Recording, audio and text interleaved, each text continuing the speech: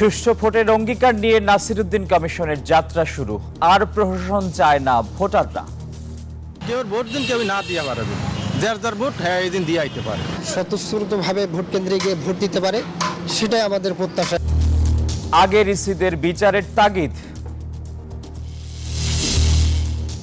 রাষ্ট্র সংস্কারে বিএনপির প্রস্তাব চূড়ান্ত, স্থায়ী কমিটিতে অনুমোদন, জনগণের মালিকানা ফেরানোই লক্ষ্য, সুপারিশ জমা শিগগিরই। বুটেক্স এবং পলিটেকনিক শিক্ষার্থীদের সংঘর্ষে রণক্ষেত্র তেজগাঁও, আহত 1.5 শতাধিক, পুলিশ এবং সেনাবাহিনীর হস্তক্ষেপে পরিস্থিতি নিয়ন্ত্রণে। 5 বিসিএসে 18,000 কর্মকর্তা নিয়োগ দেবে সরকার, জানালেন সচিব। সরকারি কর্মচারীদের সম্পদের হিসাব জমার সময় বাড়ল 1 মাস। যুক্তরাষ্ট্রের বাজারে জিএসপি সুবিধা ফেরাতে শ্রম অধিকার নিশ্চিতের তাগিদ, সবার জন্য ন্যূনতম মজুরি বোর্ড গঠনের পরামর্শ অর্থনীতিবিদদের। ইসরায়েলে অন্তত 340 রকেট ও ড্রোন হামলার দাবি হিজবুল্লাহর, মার্কিন যুদ্ধবিরতি প্রস্তাব মেনে নিতে চাপ প্রয়োগের আহ্বান ইইউর। এবং অ্যান্টিগা টেস্টে ব্যাটিং ব্যর্থতায় বাংলাদেশের সংগ্রহ 9 উইকেটে 269, তৃতীয় দিন শেষে ওয়েস্ট ইন্ডিজ এগিয়ে 181 রানে।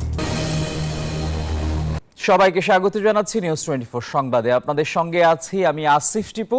দেখছিলেন সংবাদ শিরোনাম, এবারে বিস্তারিত।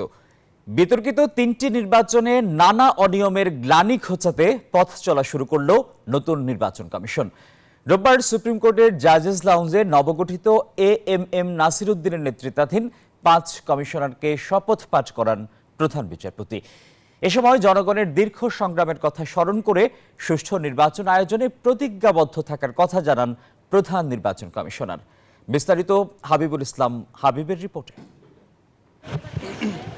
জাল ভোট কিংবা রাতের ভোটের মতো বিতর্কিত 3টি নির্বাচন শেষে অবাধ সুষ্ঠু নির্বাচনের অপেক্ষায় গোটা দেশ। সেই অঙ্গীকার নিয়ে শপথ নিলেন এএমএম নাসিরউদ্দিনের নেতৃত্বাধীন নির্বাচন কমিশন। বেলা 1টার দিকে সুপ্রিম কোর্টের জাজেস লাউঞ্জে পৌঁছান নবনিযুক্ত প্রধান নির্বাচন কমিশনার সহ 5 কমিশনার। এ সময় তাদের স্বাগত জানান সুপ্রিম কোর্ট প্রশাসন ও নির্বাচন কমিশনের কর্মকর্তারা। দুপুর 1:30টার দিকে কোরআন তেলাওয়াত ও গীতা পাঠের মধ্য দিয়ে শুরু হয় শপথ অনুষ্ঠান। এরপর প্রথমে প্রধান নির্বাচন কমিশনার এএমএম নাসিরউদ্দিনকে শপথ পাঠ করান প্রধান বিচারপতি সৈয়দ রিফাত আহমদ। এরপর একই সাথে 4 নির্বাচন কমিশনারকে শপথ পাঠ করান প্রধান বিচারপতি। আমি বাংলাদেশের প্রতি অকৃত্রিম বিশ্বাস ও আনুগত্য পোষণ করিব। পরে গণমাধ্যমের সাথে কথা বলেন প্রধান নির্বাচন কমিশনার। বলেন সবার সহযোগিতা নিয়ে অবাধ সুষ্ঠু নির্বাচন দিতে প্রতিজ্ঞাবদ্ধ তার কমিশন।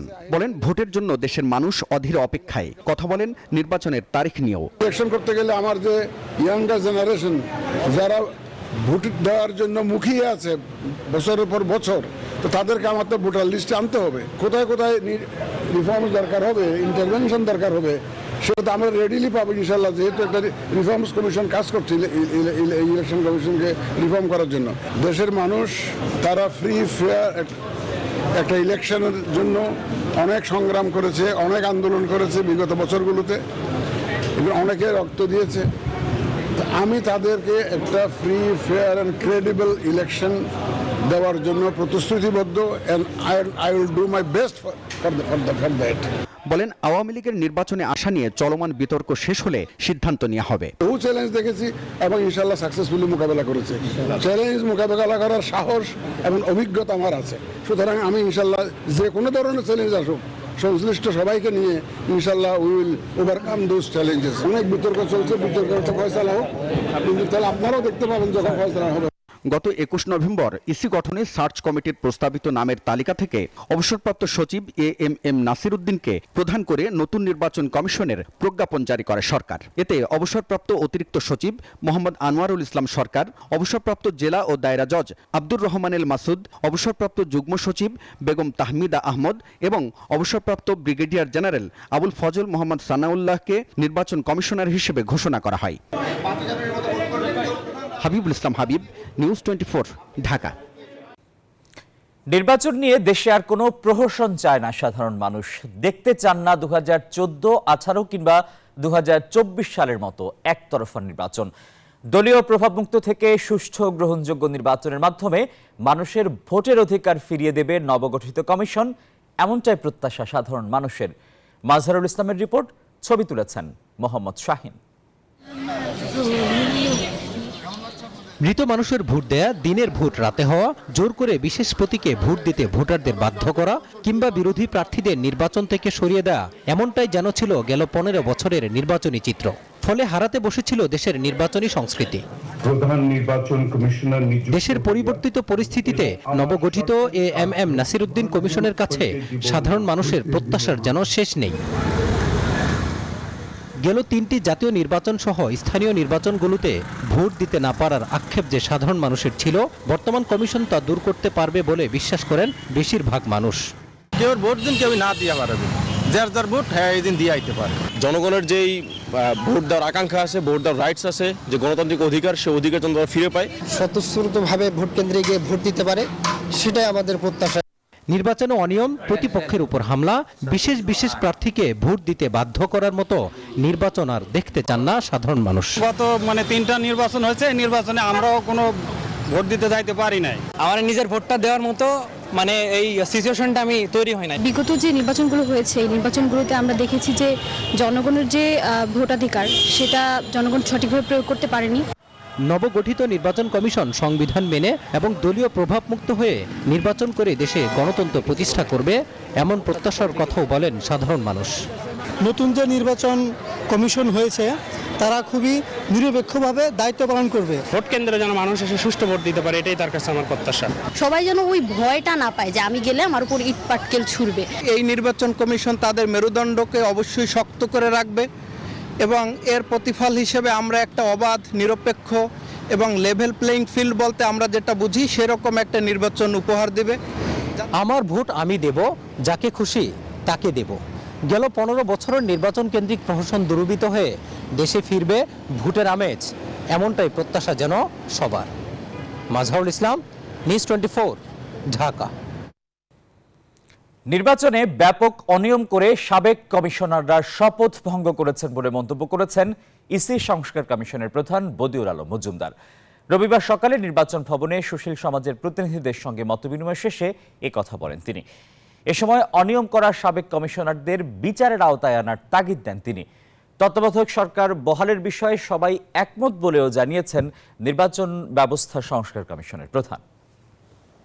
এর বিরোধিতা করে নাই, আমাদের তত্ত্বাবধায়ক সরকারের প্রয়োজনীয়তার কথা সবাই একমত ছিল। আমাদের অতীতের নির্বাচন কমিশনগুলো যে কলঙ্কজনক নির্বাচন করেছে, পাতানো নির্বাচন করেছে, তো তারা এটা করার মাধ্যমে তারা শপথ ভঙ্গ করেছে, তারা সংবিধান লঙ্ঘন করেছে এবং এর তাদেরকে বিচারের আওতায় আনা কথা প্রায় সবাই বলেছে। এই যে আমার ব্যাংক আরএফএল গ্যাস স্টোভ, এর সায়েন্টিফিক নজল আর ব্রাশ বার্নার তাপকে সমানভাবে ছড়িয়ে খরচ বাঁচায় 25%। আরএফএল গ্যাস স্টোভ, নিরাপদ ও গ্যাস সাশ্রয়ী। দ্বিকক্ষ বিশিষ্ট সংসদ প্রবর্তন, তত্ত্বাবধায়ক সরকার ব্যবস্থা পুনর্স্থাপন, রাষ্ট্রপতি ও প্রধানমন্ত্রীর ক্ষমতার ভারসাম্য আনা ও এক ব্যক্তি 2 বারের বেশি প্রধানমন্ত্রী না হওয়ার বিধান সহ সংবিধানের একগুচ্ছ সংস্কার প্রস্তাব চূড়ান্ত করেছে বিএনপি। দলের এই প্রস্তাব শিগগিরই সংবিধান সংস্কার কমিশনে জমা দেওয়া হবে। বিএনপি তাদের 31 দফা সংস্কার প্রস্তাবের আলোকেই সংবিধান সহ রাষ্ট্রের গুরুত্বপূর্ণ প্রাতিষ্ঠানিক সংস্কারের প্রস্তাবগুলো চূড়ান্ত করেছে বলে জানান দলটির নেতারা। সাইফুল ইসলামের রিপোর্ট। রাষ্ট্র সংস্কারে অন্তর্বর্তী সরকার 11 সেপ্টেম্বর নির্বাচন ব্যবস্থা, পুলিশ, বিচার বিভাগ, জনপ্রশাসন, সংবিধান ও দুর্নীতি দমন বিষয়ে সংস্কারের জন্য গঠন করে 6টি কমিশন। 31 ডিসেম্বরের মধ্যেই 6 কমিশনের প্রতিবেদন জমা দেওয়ার কথা রয়েছে। অন্তর্বর্তী সরকারের আদলে গেল মাসের শুরুতে 6টি ছায়া কমিশন গঠন করে বিএনপিও। বিএনপি গঠিত 6টি সংস্কার কমিটির প্রস্তাব প্রায় চূড়ান্ত করেছে দলটি। এর মধ্যে সংবিধান সংস্কারের প্রস্তাব সম্প্রতি বিএনপির স্থায়ী কমিটির বৈঠকে চূড়ান্ত করা হয়। জনগণের মালিকানা জনগণের কাছে ফিরিয়ে দেয়া, দ্বিকক্ষ বিশিষ্ট সংসদ প্রবর্তন, সরকার ও রাষ্ট্রপ্রধানের ক্ষমতার ভারসাম্য প্রতিষ্ঠা করার বিষয়গুলো গুরুত্ব দেওয়া হয়েছে প্রস্তাবনাগুলোতে। দেশটাকে যদি সঠিক পথে আমরা চালাতে না পারি, সত্যিকার গণতান্ত্রিক অর্ডারে জনগণের মালিকানা ফিরিয়ে দিয়ে তাদের কাছে জবাবদিহি, দায়বদ্ধতার যে বিষয়টা, সেটা নিশ্চিত করতে হবে।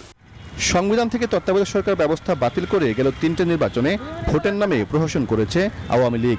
সংবিধানের দোহাই দিয়ে দলীয় সরকারের অধীনে একতরফা ভোটের আয়োজন করে নির্বাচনী ব্যবস্থাকেও নির্বাসনে পাঠায় ফ্যাসিবাদী শক্তি।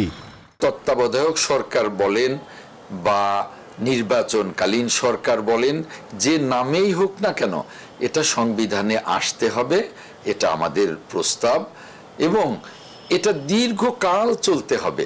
তাহলে কিন্তু দুর্নীতি, স্বজনপ্রীতি, তারপরে ফ্যাসিবাদ বা স্বৈরতন্ত্র আর ফিরে আসার সুযোগ নেই। নির্বাচন ব্যবস্থাটা হচ্ছে সবচেয়ে গুরুত্বপূর্ণ, নির্বাচিত সংসদ সরকার হচ্ছে সবচেয়ে গুরুত্বপূর্ণ। যে সমস্যাগুলো বিগত দিনে আমরা একটা দানব সৃষ্টির মাধ্যমে একটা রেজিম যারা দেশের সবকিছু কেড়ে নিয়েছে, সেটা আগামী দিনে হওয়ার সম্ভাবনা নেই। বিএনপি নেতারা বলেন 2 বছর আগেই 61টি রাজনৈতিক দলের সঙ্গে আলোচনা করে রাষ্ট্র মেরামতে 31 দফা ঘোষণা করেছিলেন তারা। এই 31 দফার আলোকেই অন্তর্বর্তী সরকার গঠিত সংস্কার কমিশনে সুপারিশ জমা দিতে প্রস্তাব চূড়ান্ত করেছে বিএনপি। 31 দফা সংস্কার কর্মসূচি, যেটি এখন জনগণের প্রস্তাব, সেখানে সংবিধানের কথাও লেখা আছে, অর্থের কথাও লেখা আছে, স্বাস্থ্যের কথাও লেখা আছে, কৃষি, শিক্ষা, প্রত্যেকটি বিষয় সেখানে উল্লেখ করা আছে। তারা জানান শিগগিরই অধ্যাপক আলী রিয়াজের নেতৃত্বাধীন সংবিধান সংস্কার কমিশনে সুপারিশ জমা দেবে বিএনপি। বাংলাদেশে সাইফুল ইসলাম, নিউজ 24, ঢাকা। আগামী নির্বাচন কবে হবে তা শুধুমাত্র প্রধান উপদেষ্টার পক্ষ থেকে ঘোষণা দেওয়া হবে। এ নিয়ে বাকিরা যারা কথা বলছেন সেগুলো তাদের ব্যক্তিগত মতামত বলে মন্তব্য করেছেন প্রধান উপদেষ্টার উপপ্রেস সচিব অপূর্ব জাহাঙ্গীর। রোববার রাজধানীর ফরেন সার্ভিস একাডেমিতে আয়োজিত সংবাদ ব্রিফিংয়ে তিনি এসব কথা জানান। এ সময় উপপ্রেস সচিব মোহাম্মদ আবুল কালাম আজাদ মজুমদার বলেন, ব্যাটারি চালিত রিকশা চলাচল বন্ধে হাইকোর্টের দেয়া আদেশের বিরুদ্ধে আপিল করবে সরকার। রাষ্ট্রপতি 5 জনকে নির্বাচন কমিশন, প্রধান উপদেষ্টা বা তার দপ্তর থেকে কোনো নির্বাচনের ডেট এখনো পর্যন্ত দেওয়া হয় নাই। নির্বাচনের ডেট, অ্যাকচুয়াল যে ডেটটা, ওটা এই উনি অ্যানাউন্সমেন্ট করবে এবং ওনার দপ্তর থেকে দেওয়া হবে। তো বাকিগুলা বা বাকি যারা বলেছেন তারা হয়তো নিজেদের মতামত যে হতে পারে এরকম একটা বলতে পারে, বাট এখনো পর্যন্ত কংক্রিট না। নিউজ সম্পাদকের বিষয়টা যেমন সরকার দ্রুত ব্যবস্থা নিয়েছে, অন্য কোনো বিষয়ে যদি এরকম সরকারের নজরে আনা হয় বা সরকার, তাহলে তড়িৎ গতিতে ব্যবস্থা নেওয়া হবে। আর যদি নজরে নাও আনা হয়, আমরা কিন্তু স্বাভাবিক প্রক্রিয়া মেনে এটা কাজ করা হচ্ছে। ম্যানুয়ালি এই তালিকাটা অনেক দীর্ঘ, এই তালিকাটা সংশোধনের জন্য ম্যানুয়ালি কাজ করা হচ্ছে। রাজধানীতে বুটেক্স এবং পলিটেকনিক ইনস্টিটিউটের শিক্ষার্থীদের মধ্যে সংঘর্ষের ঘটনায় উভয় পক্ষের অর্ধশত শিক্ষার্থী আহত হয়েছে। শিক্ষার্থীরা জানায়, রবিবার রাত 10টার দিকে তুচ্ছ ঘটনাকে কেন্দ্র করে বুটেক্সের একটি হল থেকে সংঘর্ষের সূত্রপাত ঘটে। পুলিশ এবং সেনাবাহিনী এসে পরিস্থিতি নিয়ন্ত্রণে আনে। রাজধানীর তেজগাঁও শিল্পাঞ্চলে কাছাকাছি দূরত্বে অবস্থিত ঢাকা পলিটেকনিক ইনস্টিটিউট ও Bangladesh university of textile BUTEX. রবিবার রাতে দুই প্রতিষ্ঠানের শিক্ষার্থীদের মধ্যে চলে সংঘর্ষ, ধাওয়া পাল্টা ধাওয়া, চলে ইট পাটকেল নিক্ষেপ, আক্রমণ পাল্টা আক্রমণ। ইট পাটকেলের পাশাপাশি সংঘর্ষে ব্যবহার করা হয় লাঠি ও কাচের বোতল। এ সময় আহত হন প্রায় 1.5 শতাধিক শিক্ষার্থী। উভয় প্রতিষ্ঠানের শিক্ষার্থীরা জানান, তুচ্ছ ঘটনাকে কেন্দ্র করেই শুরু হয় ধাওয়া পাল্টা ধাওয়া ও সংঘর্ষ। আমাদেরকে বলতেছে যে তোমরা কে, আমরা বলছি যে আমরা পলিটেকনিকের। বলার পর বলে চলে যাইতে, আমরা চলে আসতে নিছি, তখন বলে যে বাইরা। এক পর্যায়ে হাতাহাতি হয়ে যায়, তার এই জন্য এই ঝামেলাটা হয়েছে আর কি। মোতাই হলের সামনে ওরা প্রথমে ঢিল মারছে আমাদের উপর, এরপরে হামলা শুরু হয়েছে। আমরা কিছু বুঝি না। ঘটনা সামাল দিতে এক পর্যায়ে ঘটনাস্থলে আসে পুলিশ ও সেনাবাহিনীর একাধিক টিম। পরিস্থিতি নিয়ন্ত্রণের চেষ্টা করেন তারা। সাথে থেকে ডেল মারতেছে, আমরা বারবার বলছি যে ভাই কোন ডেল দেন না, আহত হলে তো আমাদের ভাইরাই হবে। এখানে কিন্তু মনে হয় আমাদের একটা পলিটিক্স চলতেছে, কিন্তু আমাদের কারোরই কিন্তু দোষ নাই। কিন্তু ওরা সেটাই বুঝতেছে না যে আমাদের ভাইদেরকে শুধু আমরা আহত হচ্ছি, আমরা নিজেরাই হসপিটালে যাচ্ছি। উভয় প্রতিষ্ঠানের শিক্ষার্থীরাই জানান, কোনো ধরনের অপ্রীতিকর ঘটনা চান না তারা। তৃতীয় কোনো পক্ষের উস্কানিতেই এমন ঘটনা ঘটেছে বলেও অভিযোগ তাদের। এরকম তৃতীয় পক্ষের একটা ব্যক্তি এসে উস্কানি দিল, আমরা সেই উস্কানিতে কাজ করলাম। আসলে আমরা লজ্জিত, আমি দুই ক্যাম্পাসের পক্ষ থেকে লজ্জিত। এই ধরনের একটা পরিস্থিতি তৈরি হলো, এলাকার মানুষ বিভ্রান্ত হলো। সুষ্ঠুভাবে 2 বার গেছি সমাধানের জন্য, লাস্টবার ও আমার মাথা বাড়ি দিয়ে আমার মাথা ফুলে বানাইছে। বুটেক্সের এই শিক্ষক বলছেন, উভয় প্রতিষ্ঠানেরই প্রিয় শিক্ষার্থীদের কারো রক্তই দেখতে চান না তারা। যারা এই ধরনের পরিস্থিতি তৈরি করার চেষ্টা করছে, আমার মনে হয় ছাত্ররা তারা বোঝে, সঠিক সিদ্ধান্ত নেওয়ার তাদের সময় আছে, তারা বোঝে, কারোর কথায় প্রলোভিত না হয়ে সঠিক সিদ্ধান্ত তারা নেবে। শেষ রাতের দিকে পরিস্থিতি অনেকটা শান্ত হলেও পলিটেকনিক ইনস্টিটিউট ও বুটেক্স হলগুলোতে থমথমে পরিবেশ বিরাজ করে। আবার সংঘর্ষ সৃষ্টির আশঙ্কা থেকে বিশেষ নজরদারির আহ্বান জানায় উভয় পক্ষ। সকলে মিলেমিশে শিক্ষাজীবন পার করবেন বলেও প্রত্যাশা তাদের। জুবার সানি, নিউজ 24, ঢাকা। ভুল চিকিৎসায় শিক্ষার্থী মৃত্যুর অভিযোগে হঠাৎ রণক্ষেত্র পুরান ঢাকার Johnson road. National medical college and ইনস্টিটিউটে ভাঙচুর করেছে শিক্ষার্থীরা। তাদের দাবি, টাকা দিয়ে মৃত্যুর ঘটনা ধামাচাপা দেওয়ার চেষ্টা করছে হাসপাতাল কর্তৃপক্ষ। এতে সহযোগিতা করে সেখানকার কিছু শিক্ষার্থীরা। রবিবার বিভিন্ন কলেজের শিক্ষার্থীরা হাসপাতালের প্রধান ফটক বন্ধ করে দেয় এবং নাম ফলক ভেঙে ফেলে। দুই পক্ষের শিক্ষার্থীদের মধ্যে ঘটে সংঘর্ষের ঘটনা। রবিবার বেলা 12টার পর ধানমন্ডি আইডিয়াল, ঢাকা কলেজ, সরকারি বিজ্ঞান কলেজ, তেজগাঁও সরকারি কলেজ সহ বেশ কিছু শিক্ষা প্রতিষ্ঠানের হাজারের বেশি শিক্ষার্থী ঢাকা জজ কোর্টের সামনে ন্যাশনাল মেডিকেল কলেজের সামনে এসে বিক্ষোভ করতে থাকে। এক পর্যায়ে হাসপাতালের গেটে ভাঙচুর চালায় তারা। এ সময় কবি নজরুল ও সোহরাওয়ার্দী কলেজের শিক্ষার্থীরা ধাওয়া দিলে শুরু হয় উত্তেজনা, সংঘর্ষ। এ সময় আহত হয় বেশ কয়েকজন শিক্ষার্থী।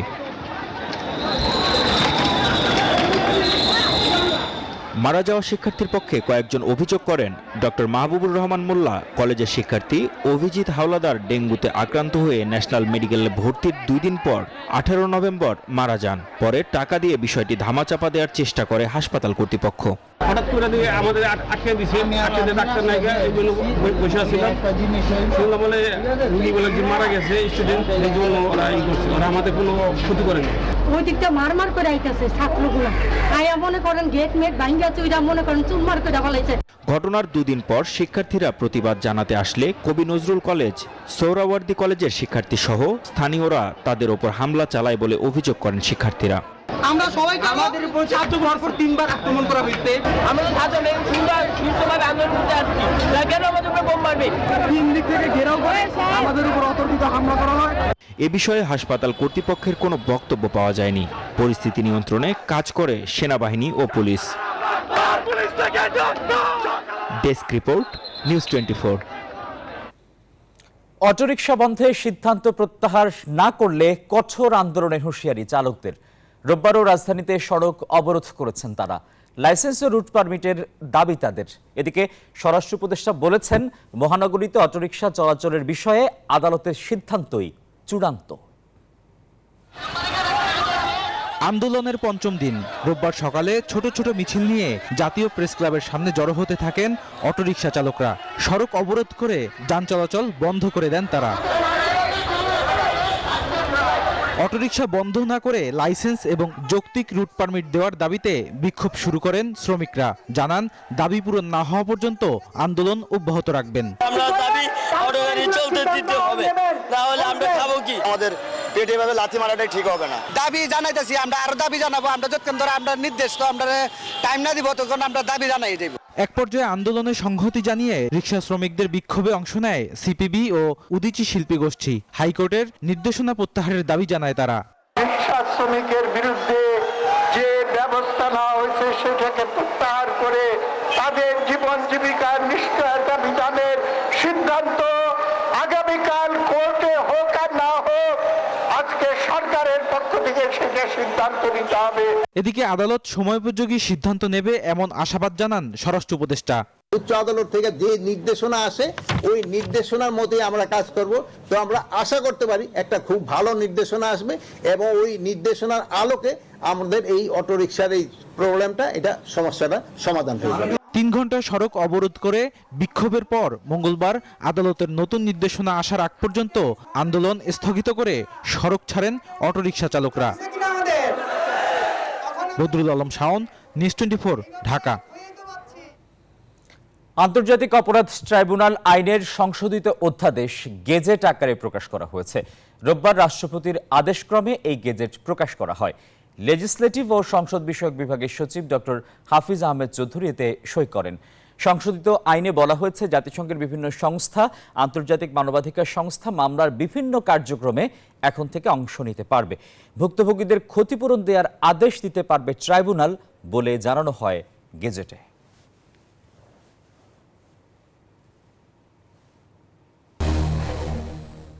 নিউজ 24 সংবাদে স্বাগত জানাচ্ছি আরও একবার। 43 থেকে 47তম এই 5 বিসিএসে 18,000-এর উপর প্রার্থী নিয়োগ দেবে সরকার। এদের মধ্যে ক্যাডার 12,500, নন ক্যাডার 5,500 জন।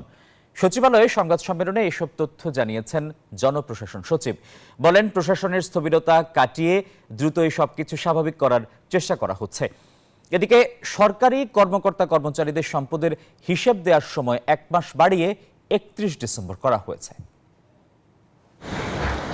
গেল 15 বছরে আওয়ামী শাসনামলে দীর্ঘদিন নিয়োগ না থাকায় শূন্য আছে কিছু পদ।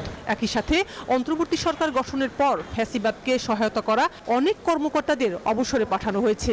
তাই প্রশাসনের শূন্যতা পূরণে নতুন নিয়োগের সিদ্ধান্ত নিয়েছে জনপ্রশাসন মন্ত্রণালয়। সরকার 43 থেকে 47তম বিসিএসে মোট 18,149 জন প্রার্থী নিয়োগ দেবে। ক্যাডার পদে 43তম বিসিএসে 2064 জন, 44তমতে 1710 জন, 45তম বিসিএসে 2309, 46তমতে 3140 এবং 47তম বিসিএসে 3487 জনকে নিয়োগ দেওয়া হবে। নন ক্যাডার পদে 43তম বিসিএস থেকে 642 জন, 44-এ 1791, 45তম বিসিএসে 1570, 46-এ 1111 এবং 47তম বিসিএসে 325 জন সহ ক্যাডার ও নন ক্যাডার পদে 18,149 জনকে নিয়োগ দেওয়া হবে। জনপ্রশাসন মন্ত্রণালয়ের সিনিয়র সচিব বলেন, প্রশাসনের স্থবিরতা কাটাতে ডেপুটি সেক্রেটারি থেকে অতিরিক্ত সচিব পর্যায় পর্যন্ত পদোন্নতির কাজ শুরু হচ্ছে। বঞ্চিত অতিরিক্ত সচিবদের গ্রেড 1-এ উন্নীত করা হবে। একই সাথে নতুন ডিসিদের ফিট লিস্ট তৈরির কাজও শুরু হবে। দীর্ঘদিনের যে জঞ্জাল ছিল এবং এত 16 বছরের মধ্যে যে ধরনের যারা ছিল এদেরকে একবারে বাদ দিয়ে আপনি একবারে নিয়ে আসবেন এই পর্যায়ে। তারপরও করা হয়েছে 16 বছরে 3 প্রমোশন দিয়ে অ্যাডিশনাল সেক্রেটারি, তাদেরকেও সেক্রেটারি করা হয়েছে। আইস ব্রেকিং হচ্ছে, তবে গতি অনেক বেশি সমস্যা নাই। সরকারি কর্মচারীদের সম্পদের হিসেব জমা দেওয়ার সময়সীমা 30 নভেম্বর থেকে বাড়িয়ে 31 ডিসেম্বর পর্যন্ত করা হয়েছে। সম্পদ বিভাগের সংখ্যা হলো 15 লাখ, পিয়ন থেকে প্রেসিডেন্ট। এটা আপনাদেরকে এখন বললে হবে আনঅফিশিয়াল, কিন্তু আমি একটা চিঠি ইস্যু করবো, আমাদের আপলোড করবো, আপনাদেরকে দিব। আমরাও এখন বানানোর চিন্তা করতেছি। এটা আপটু বাড়াইলে 31 ডিসেম্বর 2024, কারণ অনেকে আমি টুবি ফেরাং এটা বুঝতেই পারতেছে না। এটা বোঝাইতেও সময় লাগবে। 16 বছর যে জিনিস হয় নাই একদিনে আপনি কিভাবে করবেন?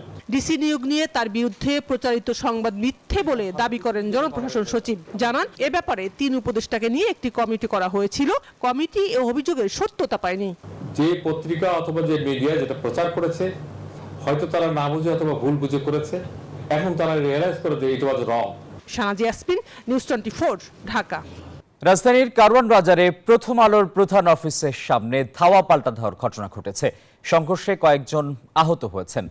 প্রথম আলোর বিরুদ্ধে দেশ বিরোধী কর্মকাণ্ডে জড়িত থাকার অভিযোগ একদল আন্দোলনকারীর। বিস্তারিত রিপোর্টে। গত বৃহস্পতিবার থেকে প্রথম আলো ও ডেইলি স্টার পত্রিকার বিরুদ্ধে অবস্থান কর্মসূচি পালন করছেন আন্দোলনকারীরা।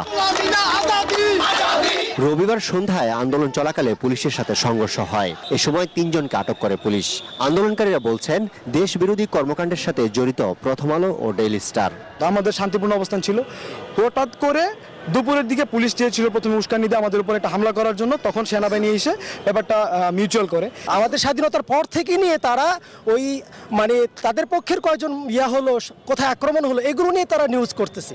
আজকে দেখেন তারা কোনো আয়নাগর নিয়ে কোনো করছে না। প্রথম আলো এবং ডেইলি স্টার তারা আমাদের জনগণের বিরুদ্ধেই সবসময় অবস্থান নিয়েছে এবং আমাদের জনগণের বিরুদ্ধে যেই পলিটিক্যাল যে ন্যারেশনগুলো, যে জনগণের যে মুখ থেকে নিশ্চিত জনগণের যে চাহিদা, সেই চাহিদাকে তারা সামনে নিয়ে আসে না। ঘটনাস্থল পরিদর্শন করেন ডিএমপি কমিশনার শেখ মোহাম্মদ সাজ্জাদ আলী। 15 বছর ধরে এই ফ্যাসিবাদকে, এই জালিমকে যারা এই বাংলাদেশের ওপর স্থান দিয়েছিল, তারা তাদের কারিগর, তাদের খুঁটি হচ্ছে এই প্রথম আলো।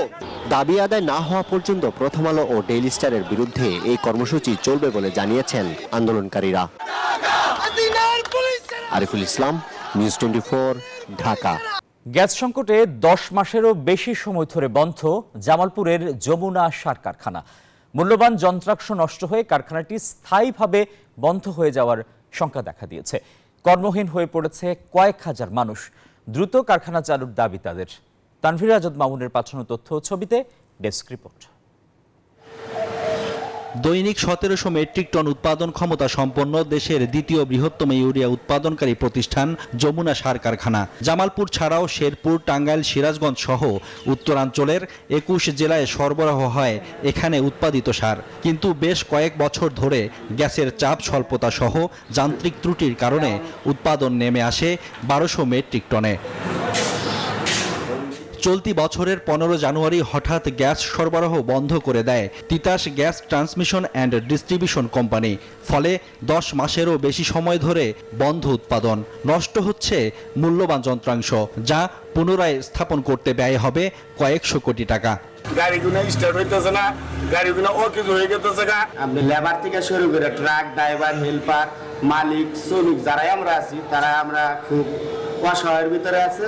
কারখানা বন্ধ থাকায় কর্মহীন হয়ে পড়েছে 4000 মানুষ। মানবেতর জীবনযাপন করছেন তারা। এই মিল যদি চালু থাকতো, আমগো ড্রাইভার, শ্রমিক আরো মিল যা আছে শস্যের লাগায় অনেক লোক বাঁচত। অঞ্চলের মধ্যে ভাই খুব ভয় ভালো হয়ে গেছে, সরকারের কাছে আবেদন জানাই যে আমাদের তারাকান্দি সার কারখানা চালু করেন। সরকার এটা কেন মাথা কামায় না, এটা আমাদের বোধ গম্য না। গ্যাস পাওয়া নিয়ে অনিশ্চয়তার কথা জানিয়েছেন কারখানার এই প্রকৌশলীও। আমরা মধ্যবর্তী আমরা কারখানা চালু করতে পারিনি গ্যাস সংকটের কারণে আর কি। এখন কবে গ্যাস পাবো এই বিষয়ে আমাদের কাছে কোনো দিক নির্দেশনা নাই। এখন ঊর্ধ্বতন কর্তৃপক্ষ এই বিষয়গুলো অবগত আছেন, ওনারাই ভালো বলতে পারবেন যে আমাদের কবে আমরা চালাতে পারবো। নিরবচ্ছিন্ন গ্যাস সরবরাহ নিশ্চিত করে কারখানাটি দ্রুত চালু করা হবে, এমনটাই প্রত্যাশা সংশ্লিষ্টদের। Desk report, news 24। চট্টগ্রামের কর্ণফুলী টানেলকে ঘিরে বিলাসবহুল 7 তারকা মানের নির্মাণ হওয়া অতিথিশালা এখন ভুতুড়ে বাড়িতে পরিণত হয়েছে। নির্মাণ কাজ শেষ হলেও একদিনের জন্য চালু হয়নি আনোয়ারার পার্কিচরে নির্মিত এই অতিথিশালা। নগর বিশ্লেষকরা বলছেন 450 কোটি টাকায় নির্মিত এই বিলাসবহুল অতিথিশালা কোনো কাজে আসবে না। তবে বেসরকারি খাতে দেওয়ার প্রক্রিয়া চলছে বলে জানিয়েছে সেতু বিভাগ। কর্ণফুলী টানেল এলাকা ঘুরে এসে রতন দাসের ছবিতে নয়ন বড়ুয়া, জয়ের রিপোর্ট। চট্টগ্রামের আনোয়ারার পার্কি সৈকত এলাকায় বিলাসবহুল একটি অতিথিশালা নির্মাণ করা হয়েছে সেতু বিভাগ। তাই 450 কোটি টাকায় নির্মিত এই অতিথিশালাটিতে রয়েছে প্রায় 5000 বর্গফুট আয়তনের আধুনিক সুসজ্জিত 31টি বাংলো। এর মধ্যে একটি ভিআইপি বাংলো নির্মাণ করা হয়েছিল ছাত্র জনতার অভ্যুত্থানে ক্ষমতাচ্যুত শেখ হাসিনা সফরের কথা মাথায় রেখে। সামনে সুইমিং পুল সহ এমন কিছু নেই যা এই বিলাসবহুল অতিথিশালায় পাওয়া যাবে না। 31টা আছে বাংলা, আর ভবনে একটা সিকিউরিটি ভবন আছে, সিকিউরিটি থাকার জন্য একটা বিল্ডিং আছে, কনভেনশন সেন্টার আছে, একটা মসজিদ আছে, একটা বড় মসজিদ। এই অতিথিশালা নির্মাণে বেড়েছে চট্টগ্রামের কর্ণফুলী নদীর তলদেশে নির্মিত টানেল প্রকল্পের ব্যয়, যেটি এখন খালি পড়ে আছে। আর প্রতিদিন বিপুল লোকসান দিচ্ছে টানেল।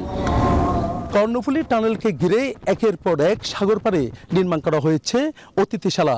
নগর পরিকল্পনাবিদরা বলছেন এই প্রকল্পের কারণে দেশের টাকা হরিলুট হয়েছে এই প্রকল্পের মাধ্যমে। এটা আসলে প্রয়োজনের তুলনায় অনেক বেশি। ওখানে হয়তো একটা বা দুইটা ঘর থাকতে পারতো। এই জায়গায় যে বিশাল ব্যয়বহুল একটা প্রকল্প করেছে, এই ধরনের প্রকল্পগুলো করা অন্যায়, এটা দেশের টাকার অপচয়। এখন কিছুটা হলো এটার ব্যয় উদ্ধারের জন্য এটাকে অন্যভাবে ব্যবহার করা যায় কিনা, এটা বিশেষজ্ঞদের পরামর্শ অনুযায়ী ব্যবহার করাটাই সমীচীন হবে।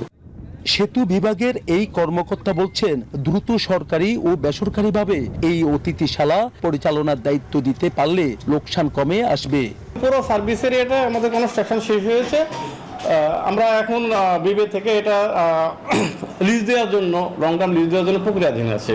তো আমরা চেষ্টা করছি দ্রুত সময়ের ভিতরে, অল্প সময়ের ভিতরে এটা জানি আমরা কোনো একটা ভালো কোম্পানিকে আমরা লং টার্ম একটা লিজ দিতে পারি। টানেল দিয়ে গেল অক্টোবর মাসে দৈনিক গড়ে 3500 যানবাহন চলাচল করেছে। অথচ প্রকল্পের সমীক্ষায় বলা হয়েছিল টানেল চালু হলে দিনে 20,719টি যানবাহন চলবে। যানবাহন চলাচল কম হওয়ায় টানেলের রক্ষণাবেক্ষণ ও টোল আদায়ের ব্যয় উঠছে না।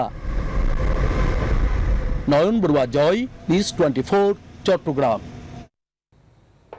দর্শক, দেশের উত্তরাঞ্চলে বেড়েছে শীতের প্রকোপ। এ বিষয়ে বিস্তারিত জানাতে রংপুর থেকে সরাসরি যুক্ত হচ্ছেন সহকর্মী রেজাউল করিম মানিক। রংপুরে শীতের তীব্রতা কেমন? এই সময়টাতে শিশু এবং বয়স্করা ঠান্ডাজনিত নানা রোগে আক্রান্ত হয়। হাসপাতাল থেকে সেরকম কোনো তথ্য পাচ্ছেন কিনা?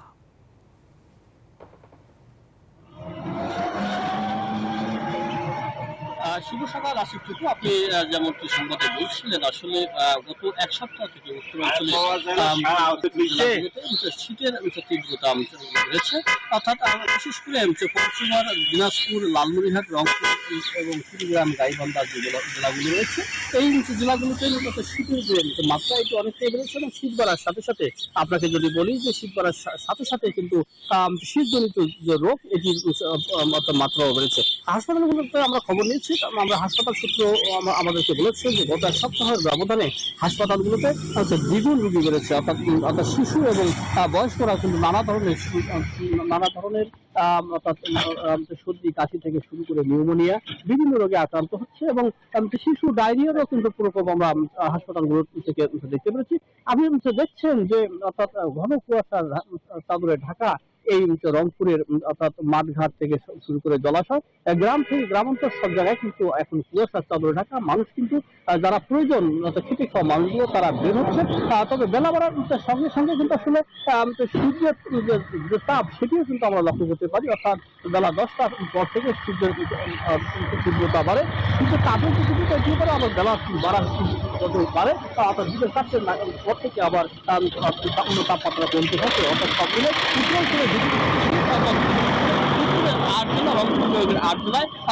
তাপমাত্রা অনেকটাই কম, বিশেষ করে পঞ্চগড়ে তাপমাত্রা 15 ডিগ্রি সেলসিয়াস করছে। এই ছিল আমার কাছে রংপুর থেকে সর্বশেষ আসিফ মানিক, আপনাকে ধন্যবাদ।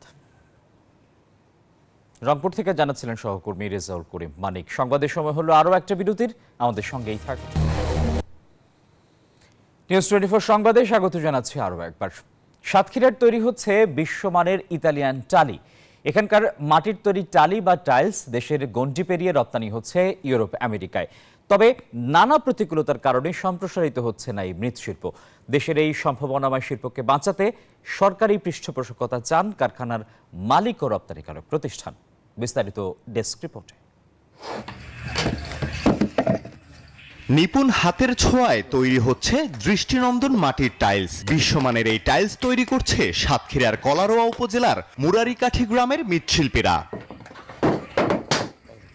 এঁটেল দোআঁশ মাটি টালি তৈরির উপযোগী। প্রথমে মাটি সংগ্রহ করে তা পানি ঢেলে কাদা তৈরি করে স্তূপ করে রাখা হয়। পরে তা পায়ে দেবে বিভিন্ন আকৃতির ছাঁচে ফেলে তৈরি করা হয় টালি বা টাইলস।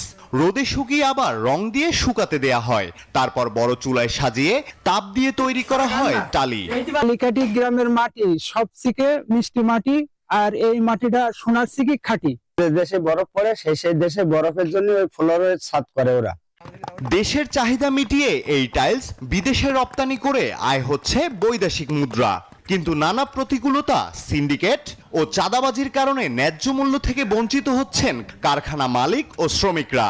সম্ভাবনাময় এই শিল্পকে বাঁচাতে সরকারের পৃষ্ঠপোষকতা চান কারখানা মালিকরা। বিভিন্ন সরকারের সংস্থার বিভিন্ন দিক দেখে প্রশাসনিক বিভিন্ন ব্যবস্থা যদি নেয়, তাহলে আমরা এই ব্যবসাটা সুস্থভাবে পরিচালনা করতে পারি। এই শিল্পটা যাতে ধ্বংস হয়ে না যায়, এই শিল্পের বিকাশ ঘটানোর জন্য আন্তর্জাতিক বাজারে প্রচারণার দরকার রয়েছে। টালি শিল্পের সাথে জড়িতদের সহযোগিতার আশ্বাস দিয়েছেন বিসিক কর্মকর্তা। বিসিক পরিদর্শন করছে, এখানে তাদের যে কোনো ধরনের সুযোগ যদি দিচ্ছে এবং তারা যদি এই ধরনের সুযোগ নিতে চায় তো বিসিক সদা প্রস্তুত আছে। সাতক্ষীরায় 41টি কারখানা থেকে প্রতি বছর 2 থেকে 3,000 কন্টেইনারে বিভিন্ন আকৃতির টাইলস বিশ্বের বিভিন্ন দেশে রপ্তানি করা হয়। Desk report, news 24। এবারে অর্থ বাণিজ্যের সংবাদ। যুক্তরাষ্ট্রের বাজারে জিএসপি পেতে হলে ঢাকাকে নিশ্চিত করতে হবে শ্রম অধিকার, শ্রমিক নিরাপত্তা এবং কর্মপরিবেশ সহ দেশটির 11 দফা। সচিবালয়ে বাণিজ্য উপদেষ্টার সাথে বৈঠকে এসব কথা জানায় মার্কিন প্রতিনিধি দল। আর শিল্প উপদেষ্টা জানিয়েছেন, বিদ্যমান শ্রমিক অসন্তোষের পেছনে বেতন না দিয়ে পালিয়ে যাওয়া কারখানা মালিকরা দায়ী। সমস্যা সমাধানে কাজ করার কথাও জানান তিনি। উন্নত বিশ্বে ঝুঁকিপূর্ণ উন্নয়নশীল দেশগুলোর বিশেষ রপ্তানি সুবিধার নাম জিএসপি। তবে তাজরিন ফ্যাশনসে আগুন এবং রানা প্লাজা ধসের মতো ভয়াবহ ঘটনায় শ্রম অধিকার ইস্যুতে মার্কিন বাজারে সেই সুবিধা গেল 11 বছর ধরে বন্ধ। এমন পরিস্থিতিতে রোববার সকালে সচিবালয়ে আসেন মার্কিন পররাষ্ট্র দপ্তরের আন্তর্জাতিক শ্রম বিষয়ক বিশেষ প্রতিনিধি কেলি এম ফে, ডেপুটি আন্ডার সেক্রেটারি থিয়ালি সহ 20 সদস্যের প্রতিনিধি দল। তাদের সাথে বৈঠক শেষে বাণিজ্য উপদেষ্টা জানান, শ্রম আইনের যেসব ধারা নিয়ে প্রশ্ন রয়েছে সেগুলো সঠিকভাবে হলে যুক্তরাষ্ট্রের বাজারে জিএসপি পেতে সহজ হবে। শ্রমিকের অধিকার নিয়ে আমরা কাজ করার জন্য আমাদের যে 11 দফা যে কর্মসূচি যেটা হয়েছে, এই কর্মসূচিকে বাস্তবায়ন করার ক্ষেত্রে আমরা আজকে বিশদভাবে আলোচনা করলাম। জিএসপি পেতে গেলে আমাদের লেবার রাইটের যে এলিমেন্টগুলো আছে সেগুলোকে কমপ্লাই করার দরকার আছে এবং আমরা এগুলো কমপ্লায়েন্সের পরে অবশ্যই আমরা জিএসপি পাবো বলে আশা রাখি। এদিকে দুপুরে আগারগাঁওয়ে ক্ষুদ্র ও মাঝারি শিল্প এসএমই খাত নিয়ে এক সেমিনার শেষে সাংবাদিকদের মুখোমুখি হন শিল্প উপদেষ্টা। এক প্রশ্নের জবাবে সাম্প্রতিক শ্রমিক অসন্তোষের জন্য বেতন বকেয়া রেখে পালিয়ে যাওয়া কারখানা মালিকদের দায়ী করেন তিনি। আপনি বেতন টেতন না দিয়ে পালায় চলে গেছেন সহযোগী হিসাবে, এবং এই শ্রমিকরা বেতন না পে করবে কি? এখন যেসব কারখানাগুলো বন্ধ রেখে দিয়েছে তারা এবং দেশ থেকে চলে গেছে, কারখানার কোনো রকম সমাধান না করে, এটার জন্য আমরা জরুরিভাবে এটা নিয়ে কি করা যায় সেটার চেষ্টা করছি সমাধান বের করতে। শিল্প উপদেষ্টা আরও জানান, কলকারখানায় গ্যাস সংকট সমাধানে প্রয়োজনে জ্বালানিটির আমদানি করবে সরকার। বিপ্লব ধরে রাখার জন্য মুরসালিন হক জুনায়েদ, নিউজ 24, ঢাকা। এবারে আন্তর্জাতিক প্রসঙ্গ। এবার ইসরায়েলের দিকে অন্তত 340টি ক্ষেপণাস্ত্র এবং রকেট হামলা চালিয়েছে লেবাননের ইরানপন্থী সশস্ত্র গোষ্ঠী হিজবুল্লাহ। রোববারের এই হামলায় অন্তত 11 জন আহত হয়েছে, গুরুতর ক্ষতি হয়েছে তেল আবিবের। হিজবুল্লাহ জানায়, রোববার তেল আবিব এবং এর আশপাশের এলাকায় 2টো সামরিক স্থাপনায় উন্নত ক্ষেপণাস্ত্র দিয়ে চালানো হয়েছে হামলা। গেল শনিবার লেবাননে দখলদার বাহিনীর তুমুল বিমান হামলায় হতাহতের ঘটনার পরেই পাল্টা জবাবের অঙ্গীকার করেছিল গোষ্ঠীটি। এদিকে লেবাননে হামলা অব্যাহত রেখেছে ইসরায়েলি বাহিনী। চলমান এই সংঘাত থামাতে রোববার মার্কিন যুদ্ধবিরতির প্রস্তাব মেনে নিতে ইসরায়েল ও হিজবুল্লাহর উপর চাপ প্রয়োগের আহ্বান জানিয়েছেন ইইউ এর পররাষ্ট্র নীতি বিষয়ক প্রধান জোসেফ বোরেল।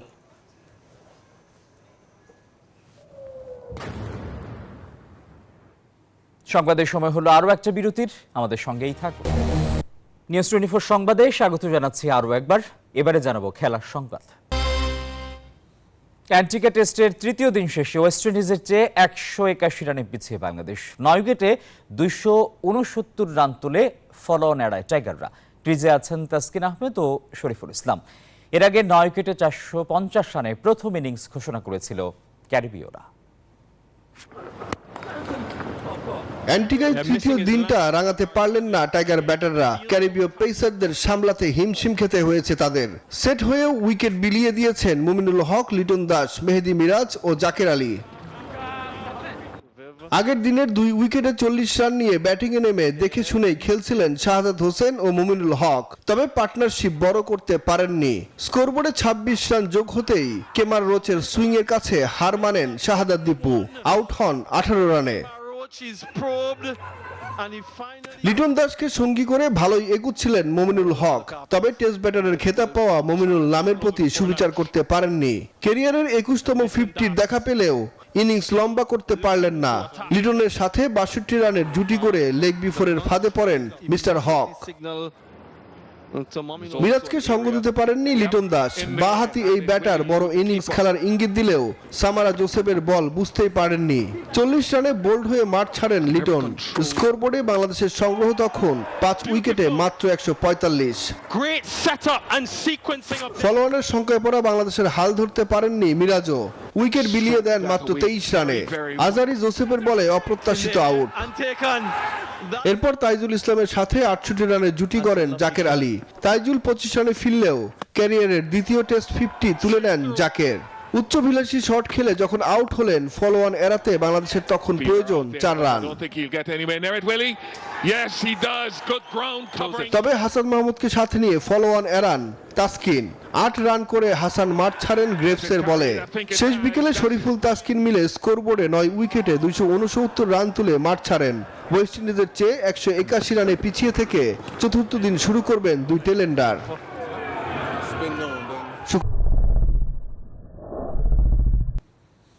এবারে আইপিএল এর নিলামের খবর। মাত্র 30 মিনিটেই ভাঙলো আইপিএল এর সর্বোচ্চ দাম রেকর্ড। শ্রেয়াস আয়ারকে 26 কোটি 75 লাখ রুপিতে পাঞ্জাব কিংস দলে নেওয়ার পরই 27 কোটি রুপিতে লখনৌ দলে ভিড়িয়েছে ঋষভ পান্থকে। চমক আছে আরও, কলকাতা নাইট রাইডার্স 23 কোটি 75 লাখে কিনেছে ভেঙ্কটেশ আয়ারকে। প্রথম দিনের ড্রাফটে ওঠেনি বাংলাদেশের কেউ। সৌদি আরবের জেদ্দায় আইপিএল নিলামে চোখ ক্রিকেটার থেকে শুরু করে ক্রিকেট প্রেমীদেরও। সবচেয়ে বেশি দামে বিক্রি হয়েছেন দিল্লির ঘরের ছেলে ঋষভ পান্থ।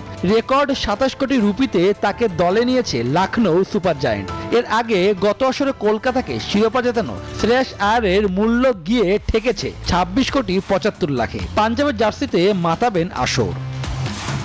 51 কোটি রুপি পকেটে নিয়ে ভেঙ্কটেশ আয়ারের পেছনে 23 কোটি 75 লাখ খরচ করেছে কেকেআর। পুরনো ক্রিকেটারের পেছনে প্রায় অর্ধেক টাকা শেষ করে ফেলেছে তারা। ভারতের টি-20 দলে নিয়মিত নয় জুজবিন্দ্র চাহাল, তারপরও তার দাম উঠেছে 18 কোটি রুপি। আকাশদীপকেও একই দামে কিনেছে প্রীতি জিন্তার পাঞ্জাব। বিদেশিদের মধ্যে জশ হ্যাজেলউড, জোফরা আর্চার, ট্রেন্ট বোল্টের দাম উঠেছে 12 কোটি 50 লাখ রুপি। বেঙ্গালুরুতে হ্যাজেলউড, রাজস্থানে আর্চার, বোল্ট নাম লিখেছেন মুম্বাইয়ে। 11 কোটি 75 লাখ রুপিতে দিল্লিতে মিচেল স্টার, 10 কোটি 75 লাখে রাবাদা গুজরাটে, 7 কোটি 50 লাখে লখনৌয়ে মিলার, মার্কাস স্টয়নিস 11 কোটিতে পাঞ্জাবে। কলকাতা ধরে রেখেছে রহমতুল্লাহ গুরবাজকে, তার দাম 2 কোটি। 5 কোটি 25 লাখে হাসারাঙ্গা রাজস্থানে। চেন্নাই আফগানিস্তানে নূর আহমেদকে কিনতে খরচ করেছে 10 কোটি। এদিন দল পাননি David Warner, Debdutta পার্ডিকেলরা। Shubhodeb Nath, news 24। আর এই ছিল নিউজ 24 সংবাদের এখনকার আয়োজন। আরও সংবাদ ও বিশ্লেষণ জানতে ভিজিট করুন news24bd.tv। এতক্ষণ আমাদের সঙ্গে থাকায় সবাইকে ধন্যবাদ।